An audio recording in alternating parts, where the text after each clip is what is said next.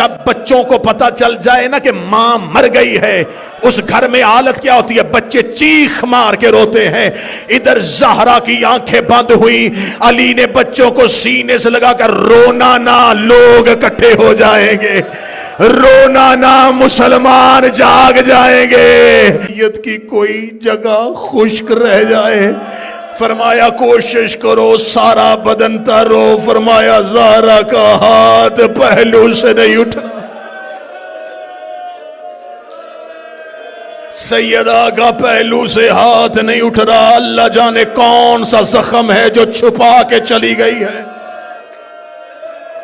غسل مکمل ہوا، جو سید بیٹھے جو دل کا مریض ہے بے شک اٹھ کے چلا جائے۔